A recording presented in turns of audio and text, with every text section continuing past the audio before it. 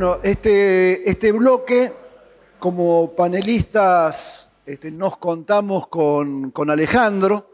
Iba a estar también la doctora Zuleika Marchetti, pero bueno, por cuestiones familiares no pudo asistir, así que se disculpó ante todos y enviando un cariñoso saludo, ¿no?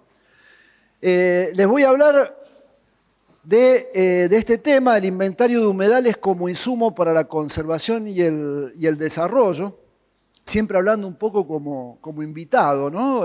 Porque mi inclusión en estos procesos de inventarios de humedales, si bien ya tiene casi una década,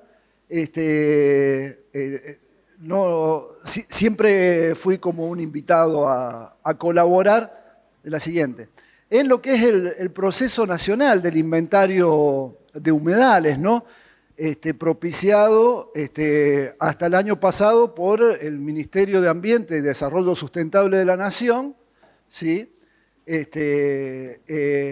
Con una propulsión importante y financiamiento de la Fundación Humedales. Así que yo les voy a contar en general de la experiencia. Mi inclusión en este proceso de inventario fue de la mano de Patricia Candus, que si bien no pudo estar presente físicamente, sí lo está, porque las primeras 4 o 5 diapositivas se las robé a ella directamente, sin mayores modificaciones.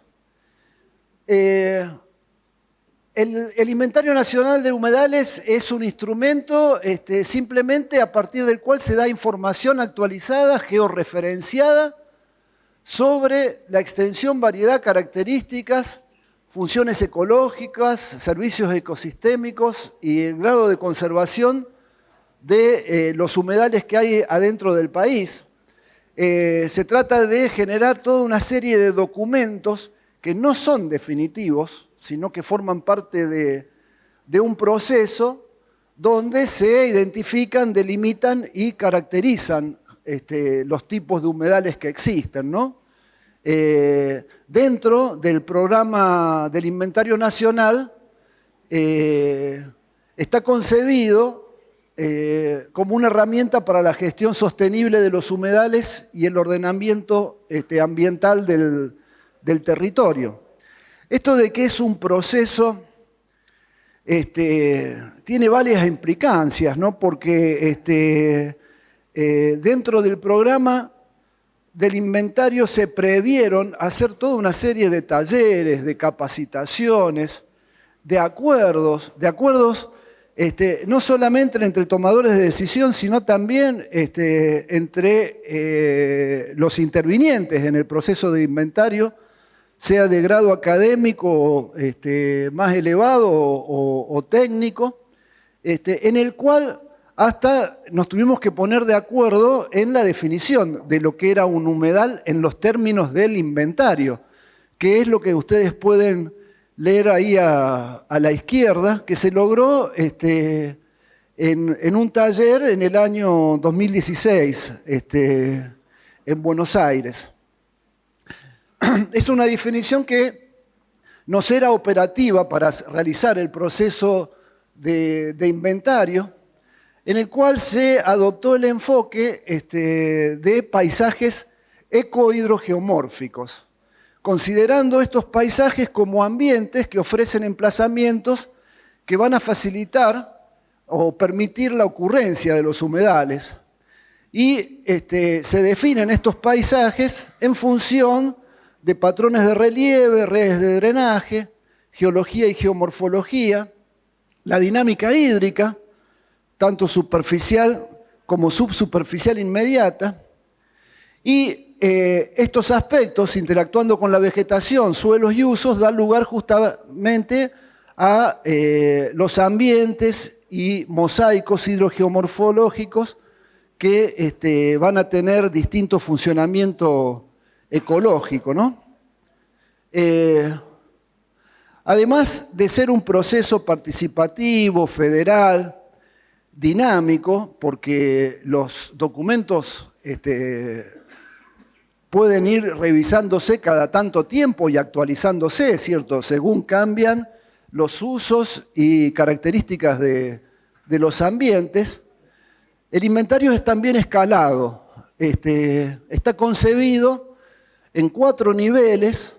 El nivel 1, que es a nivel país, donde se diferencian las regiones y subregiones de humedal, el cual fue realizado y publicado en el año 2017, si mal no me acuerdo, con su texto correspondiente, que es ahí están identificadas. En el nivel 2, sistemas de paisajes de humedales, que es el que sigue de mayor detalle, fue con el cual se inició cronológicamente, con una publicación en el año 2013, atendiendo a los sistemas de paisajes de humedales del corredor fluvial Paraná-Paraguay,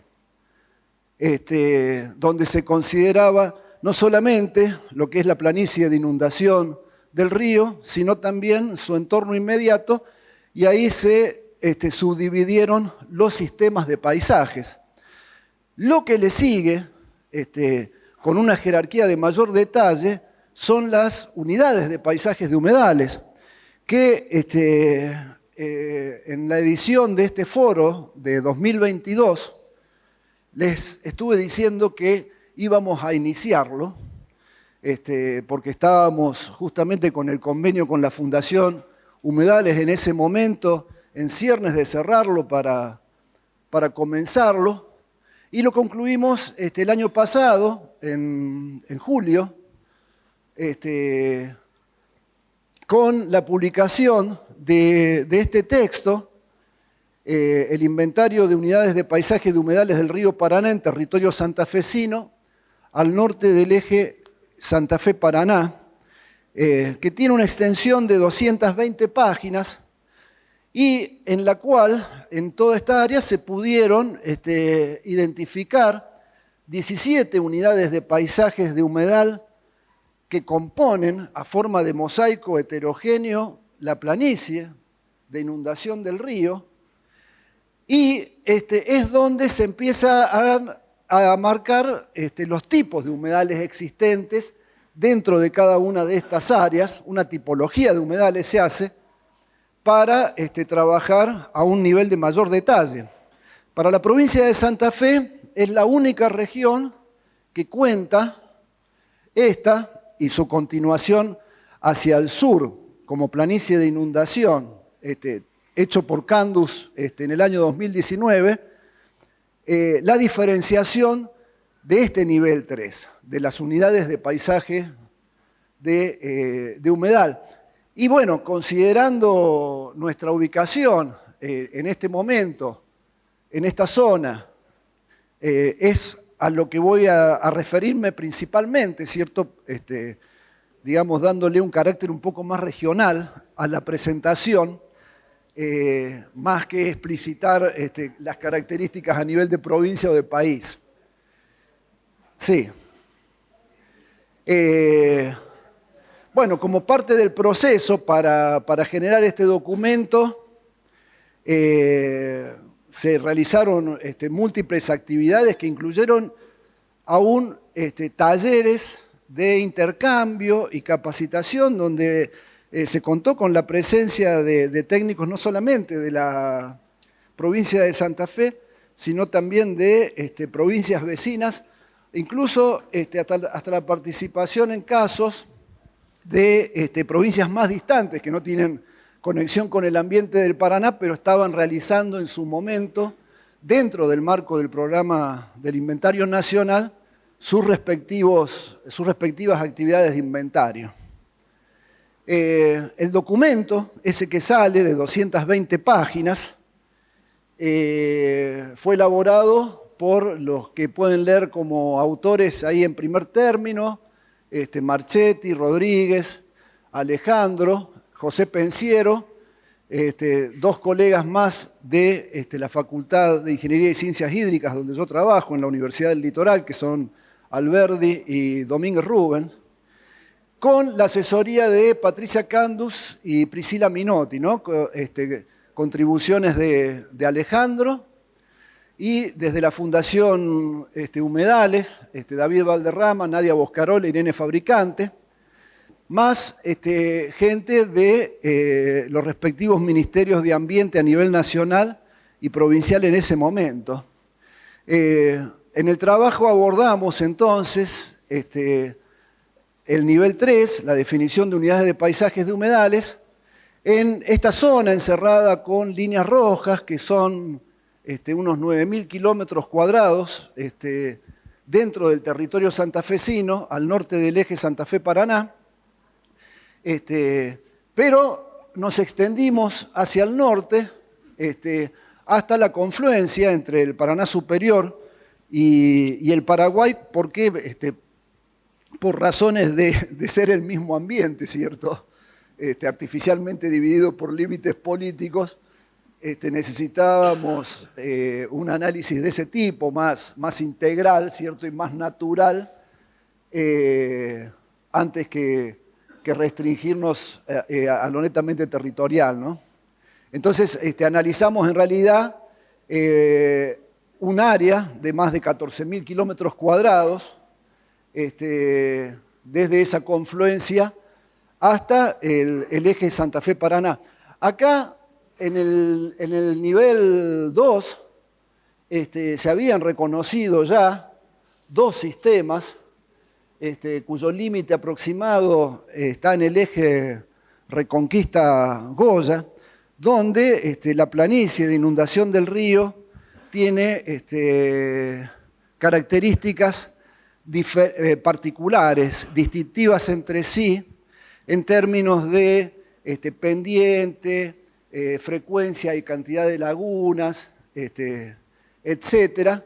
Bueno, atributo que vimos que al nivel 3 que estábamos manejando, valía la pena conservar, ¿no?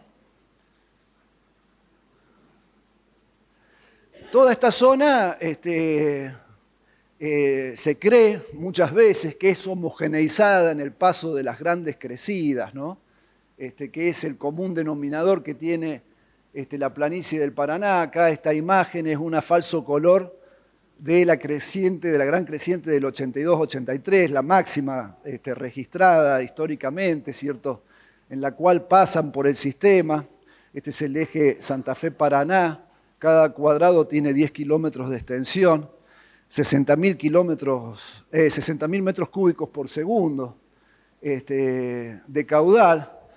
El paso de una creciente tan extrema como esta, o de otras crecientes ordinarias, muchas veces hace pensar que se homogeneiza toda el área por la inundación, pero en realidad eso está lejos de ser así, porque como vemos en la confluencia, en la zona del Paraná Superior con el Paraguay, suele darse el fenómeno repetido anualmente como un relojito de los aportes del río Bermejo, ¿sí? que van a llegar a esta confluencia a través del río Paraguay, metiéndole grandes cantidades de sedimento entre los meses de diciembre, enero, hasta mayo, junio, con picos en marzo, abril, que van a ir como aguas separadas, fluyendo hasta más o menos la latitud de esquina, que es recién donde se alcanzan a mezclar, pero dentro del cauce principal solamente, porque como se puede ver más aguas abajo, aquí en el eje Santa Fe-Paraná, aún en situaciones de inundación, hay diferentes concentraciones de sedimentos. Entonces, si bien el fenómeno de inundación tapa todo con agua, no homogeneiza todo el ambiente como si fuera algo único. Las flechas de distinto color significan justamente distintas concentraciones relativas de los limos y las arcillas, estos sedimentos finos que le aportan la mayor cantidad de nutrientes al sistema. Rojo es mucho sedimento, verde es agua con poco sedimento o libre directamente de ellas. A estas heterogeneidades de la inundación se le superponen las heterogeneidades que da la dinámica propia cotidiana del sistema, ¿sí? Que se trasuntan en fenómenos de erosión, sedimentación de márgenes y cambios del paisaje. Lo que se ve en la imagen aquí de la derecha es para esta zona frente a Puerto Ocampo hasta Punta Rubio, ¿sí? Cómo se fueron formando las islas, creciendo, hubo recrecimientos de márgenes entre el año 77 y ahí el 2013, cómo se van agrandando, cómo se van acrecionando esas zonas de islas, que a largo plazo dan cambios espectaculares del paisaje, ¿no? Esta sería una imagen satélite del año 2011 de la misma zona, que está cartografiada en 1847 y en 1939, corresponde más o menos a donde está lo que Romano hoy hablaba del complejo turístico La Fuente, ¿sí? A la latitud de abajo de Puerto Reconquista, como el cauce principal del Paraná, que hace 150 años tenía este derrotero, ¿sí? Se traslada, la línea negra está en la misma ubicación que la blanca, se traslada unos 3 kilómetros hacia el oeste, donde va a permanecer mientras se siguen produciendo otros cambios como el segamiento de arroyos. Estos fenómenos que ocurren en el cauce principal en gran magnitud, siempre las escalas se miden en kilómetros. La siguiente, por favor. También suelen ocurrir en determinadas partes de la planicie de inundación, del resto de la planicie de inundación en partes más alejadas del cauce principal, como por ejemplo este cambio de ubicación de los brazos del río Colastiné de casi 5 kilómetros entre esos años que se mencionan, o el extraordinario crecimiento y desarrollo insular que ha tenido el delta del arroyo Leyes en la laguna Setúbal, ¿cierto?, al norte de la ciudad de Santa Fe, que en el término de solamente 45 años, esto va desde 1977 hasta el 2013, con sedimentaciones cada vez progresivas, le hizo desaparecer el 50% de su superficie de agua libre, transformándola en un ambiente netamente isleño. Entonces, todas estas dinámicas que estamos hablando son las que van a producir en ese área que informamos de 9.000 kilómetros cuadrados o 14.000 que estudiamos e inventariamos, una heterogeneidad de paisajes. La siguiente. Estos son todas, dentro de ese área, todas imágenes, y ustedes pueden ver que son ambientes distintos. Se lo reconoce enseguida. Cauce principal está marcado como CP, donde aparece en las otras imágenes. En algunos lados predominan morfologías cordoniformes, en otras lagunas interconectadas, en otras zonas suele haber lagunas totalmente aisladas. Y lo que nosotros hicimos como parte del proceso de inventario a este nivel 3 de unidades de paisajes de humedales fue ponerles nombre a cada una de los humedales que se podían encontrar en estos ambientes. No solamente ponerles un nombre que se buscó que fuera de una forma asequible para gran parte de la comunidad, sin necesidad de tener un título académico, ¿cierto?, para que se entienda. Y cada una de estas áreas que se identificaron fueron reconocidas en su extensión dentro de los 9 o 14.000 kilómetros cuadrados, ¿no? Es decir, se hace el mapeo espacial, logrando el mapa. Bueno, ahora bien, este mapa, la siguiente, está mostrando lo que son áreas homogéneas en cuanto a la oferta potencial de emplazamientos de humedales, ¿no?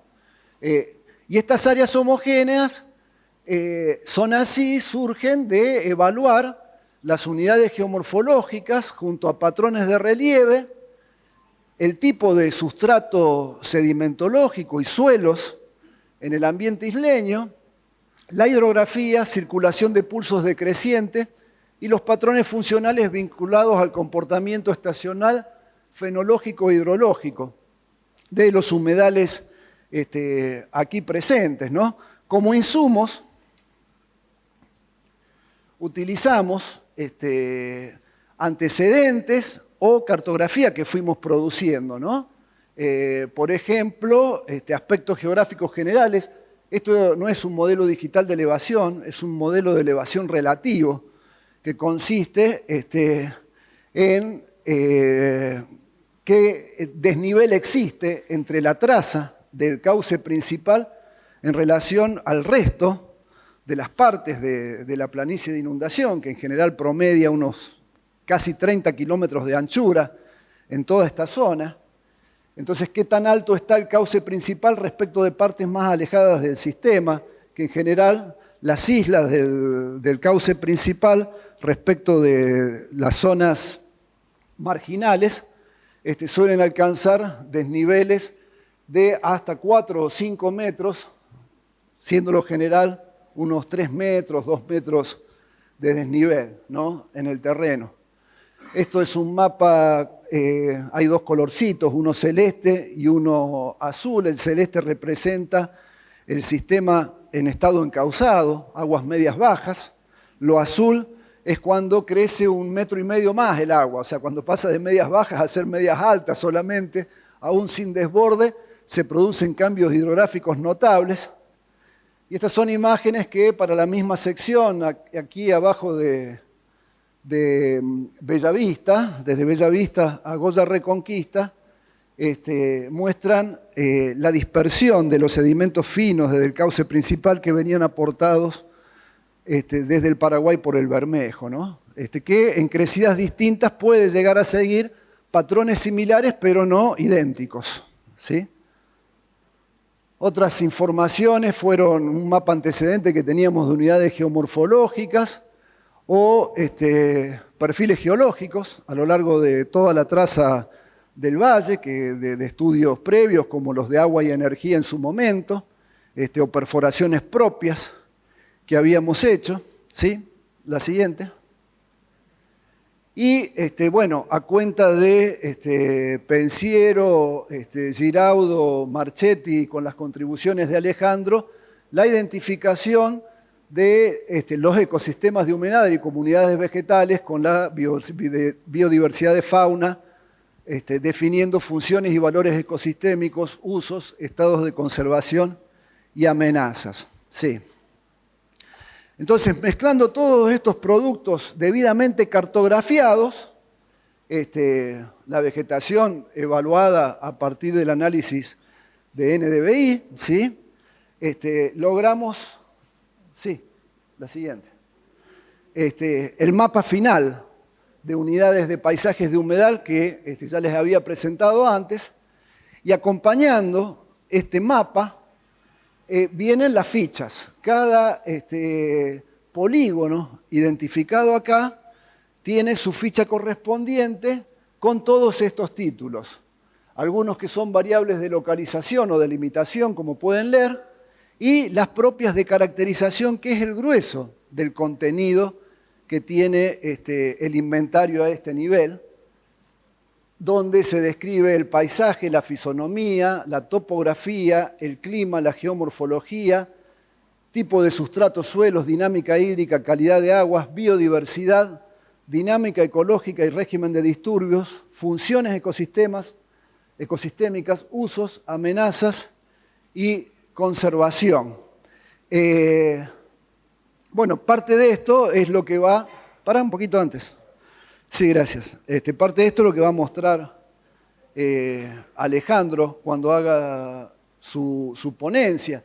Cada ficha termina identificando los tipos de humedales que se pueden encontrar adentro de cada polígono. La siguiente. Identificados de esta forma, ¿cierto? Se agarra un área tipo en la cual se marcan justamente la tipología de humedales y cómo se ve en condiciones de aguas medias, en condiciones de aguas extremadamente bajas, como la gran bajante que tuvimos hasta hace 2 años, y en condiciones de aguas altas, ya de inundación generalizada, la última más importante del año 2016, para cada polígono. Entonces, para dar un ejemplo de contenido, aquí a lo largo de este perfil, que sería por acá, la Valle hasta Las Garzas, se atraviesan todas estas unidades de paisajes de humedales que están ahí discriminadas en un perfil topográfico que incluye con esos esquemas de vegetación los tipos de plantas dominantes en cada uno de los ambientes.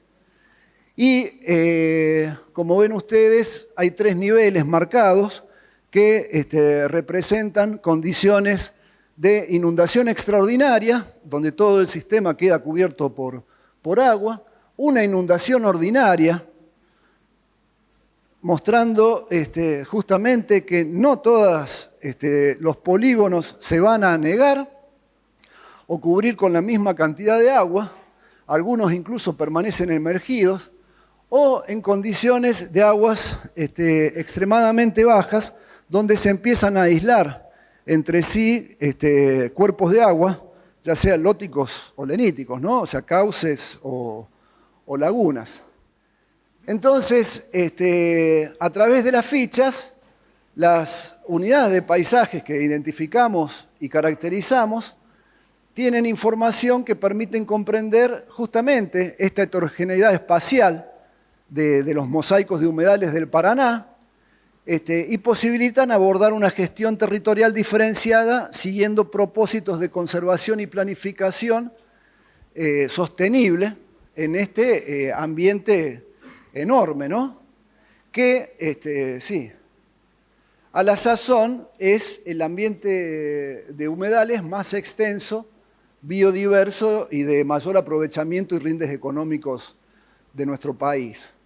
Y justamente, antes de darle la palabra a Alejandro, hice un pequeño listado de todos los aprovechamientos y usos de gran escala, de gran envergadura, que tiene el río Paraná en Argentina. No está ordenado en términos económicos, incluso el último, el de las conexiones viales y energéticas, no es un aprovechamiento-uso, sino una necesidad de atravesar el río.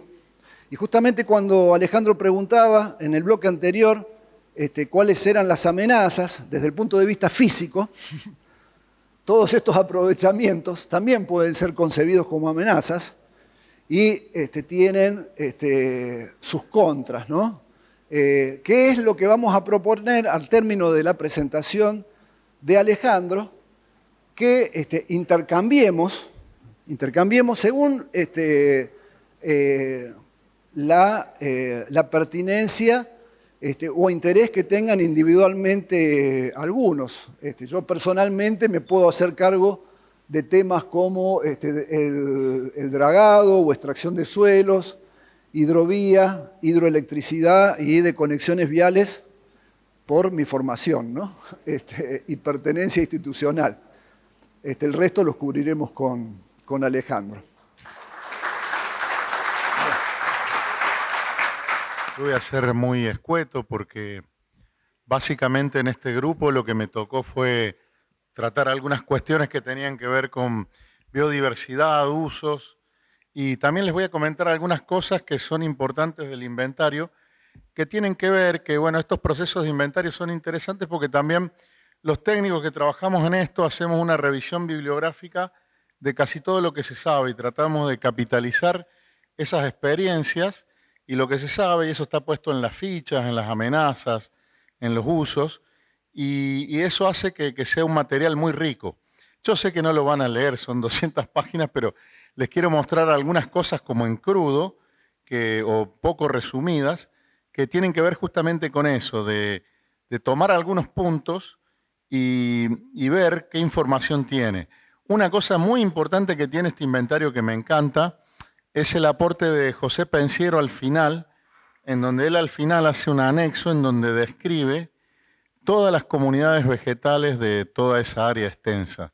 Eso es algo casi inexistente, o sea, distintos tipos de bosques, bosques de aliso, bosques de sauce, bosques de timbó y qué sé yo, no sé, bueno, tiene toda una denominación, distintos tipos de pastizales con sus especies principales y dominantes, y esa es información muy valiosa porque nos permite a nosotros ubicarnos, y una de las preguntas que puede surgir cuando uno ve un inventario de humedales y sus aplicaciones, por ejemplo, acá estamos en el norte, ¿no es cierto?, desde Resistencia hasta Reconquista, ¿no? Y una cosa que puede surgir es, esto yo creí que eran las unidades de humedales, pero me dijo recién atinadamente Carlos que son unidades geomorfológicas de tu tesis, creo, ¿no? Pero son parecidas a las unidades de humedales que quedaron. Una de las preguntas es, por ejemplo, ¿qué comunidades vegetales caracterizan a estas unidades de humedales o geomorfológicas, ¿no? Esta que está aquí, que se llama, a ver vos si me ayudás, yo leo,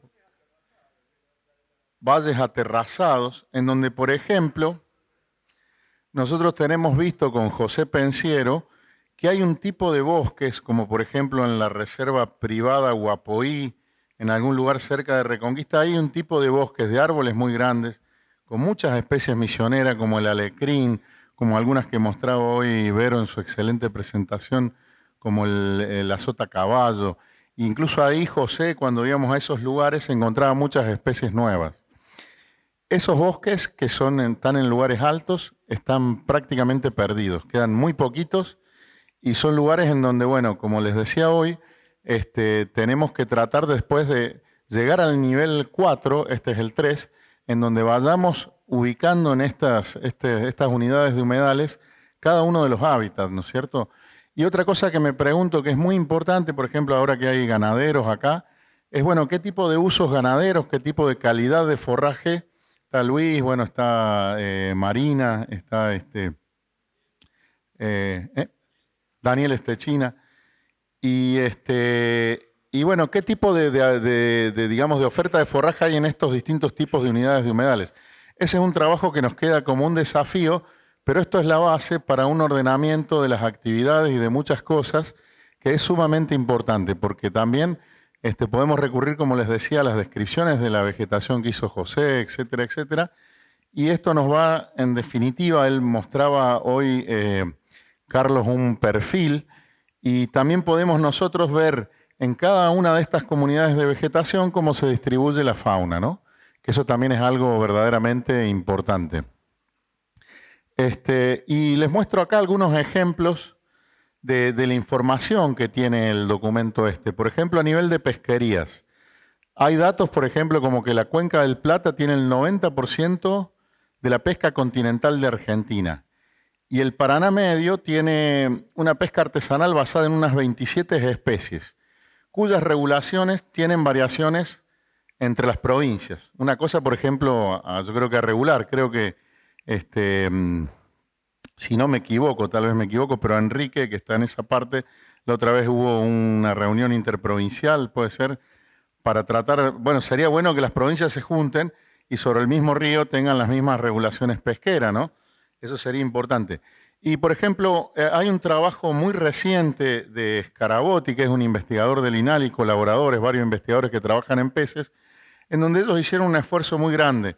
Analizaron registros históricos desde 1935 a 1983, ¿sí? Registros históricos de desembarcos en puertos, obviamente de pesca, y esos registros indican que los siluriformes, que son los bagres básicamente, entre ellos el surubí, el patí, el bagre blanco o el bagre amarillo también, predominan en las capturas del Bajo Paraguay y el Paraná medio superior, léase más o menos arriba de Reconquista.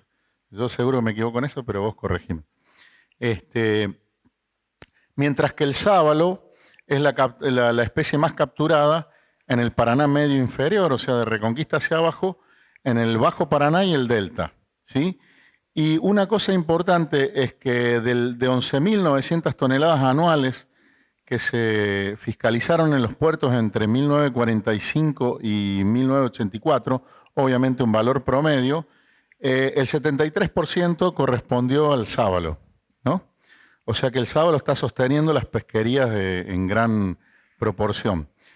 Ellos también analizaron datos entre 1994 y 2004, en donde lo que se vio es que aumentó la pesca, el tonelaje, la cantidad de pesca, porque se abrieron las exportaciones. Y en el caso del sábalo pasó de 2.875 kilos a 37.597. Y acá tenemos algo importante que ver, o sea, fíjense, es un factor externo abrir las exportaciones. Pero fíjense cómo la apertura de las exportaciones de sábalo básicamente multiplicó por 10 la cantidad de cosecha de peces, ¿no? Una cosa interesante del trabajo de Scarabotti es que ellos ven tendencias históricas de 21 especies en los desembarques pesqueros 1934 a 1986, en exportaciones, en estadísticas de exportaciones desde 1994 a 2019, y en programas de monitoreo que realizaron las provincias que están contra el Paraná con investigadores del INIDEP, del INALI, y creo que participan también los ministerios de Ambiente. Y ellos lo que vieron es que registraron que mayores disminuciones de desembarques históricos en la porción alta, o sea, la cantidad de desembarque de pescado es menor en la parte alta de la cuenca. Y una cosa importante es que las tendencias poblacionales muestran que los bagres, las tarariras, el dorado, el patí y los mandubés declinaron en algunos lugares, o sea, hubo menos pesca, ¿sí? Y una cosa importante es que, por ejemplo, las bogas y los armados mostraron todo lo contrario, tendencias positivas. Eso nos está mostrando que, de hecho, la presión pesquera puede afectar a algunas especies negativamente, sin que esto sea un valor para decir que la pesca es insostenible, y puede afectar a otras positivamente, ¿no es cierto? O sea que está habiendo cambios que tienen que ver con la presión pesquera. Bueno, otra cuestión importante, que justo tuvimos la semana pasada una hermosa reunión en el INTA con ganaderos, con técnicos. Por ejemplo, la ganadería de isla, que las pesquerías y las ganaderías de isla yo creo que son las dos actividades económicas más importantes en todo el río Paraná.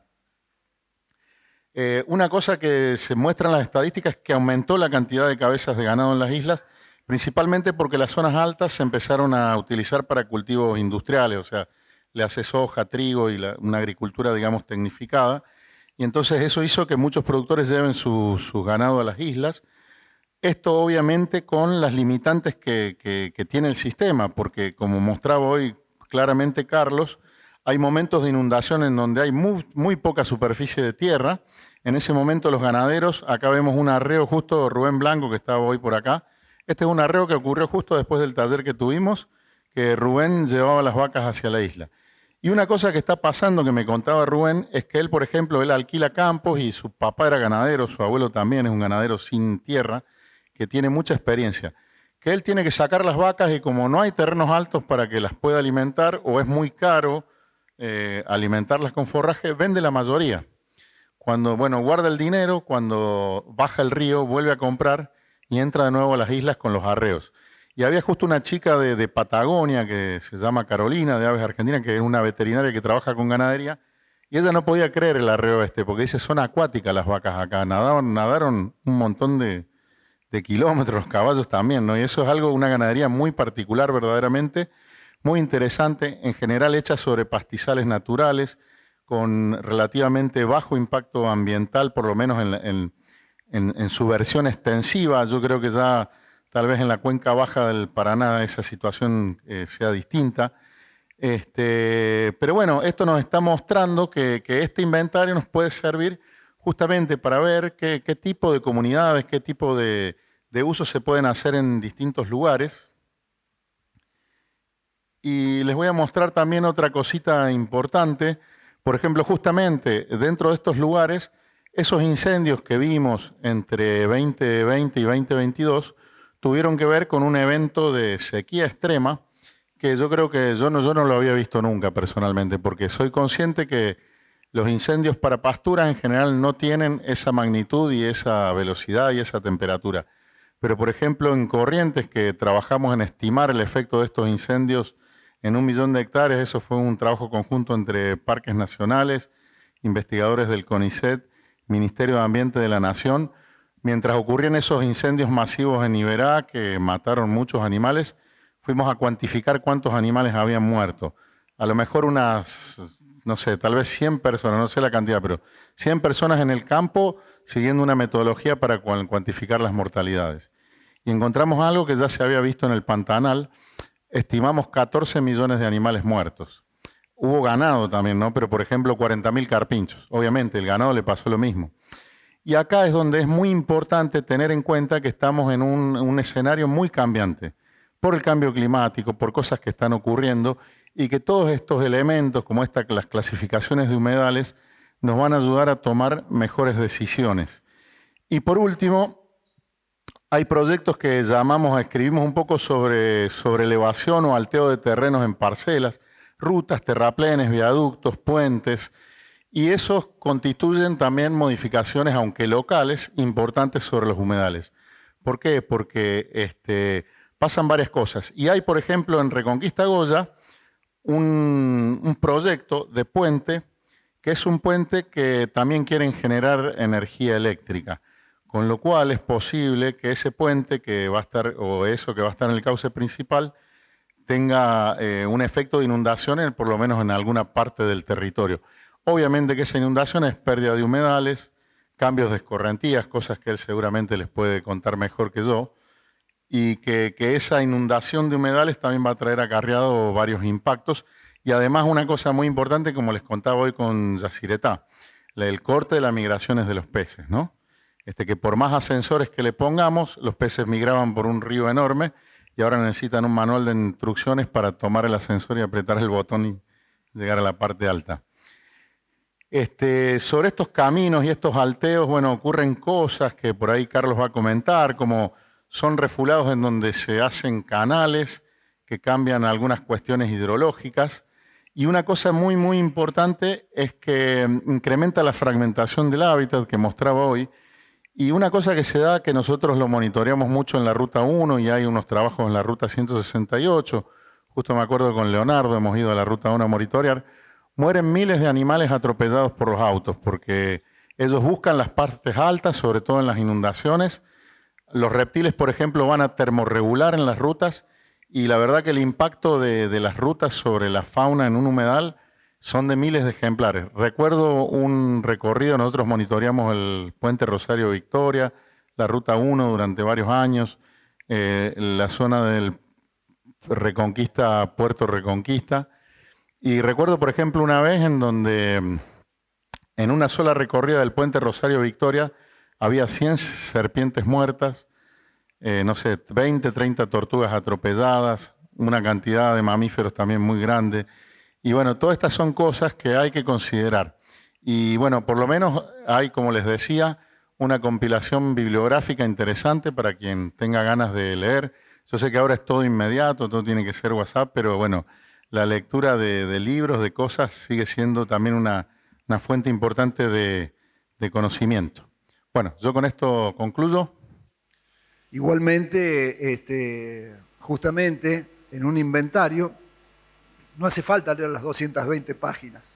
Es cuestión de seleccionar el ambiente, el área específica que a uno le interesa, los polígonos que eso involucra y se van a leer las fichas. Y cada ficha tiene más o menos 3 páginas de extensión, no más que eso, es mucho más cortito. Bueno, la idea de compartir con ustedes era justamente a interés, gusto o necesidad, si querían profundizar en algunos de estos temas específicamente, lo que importa.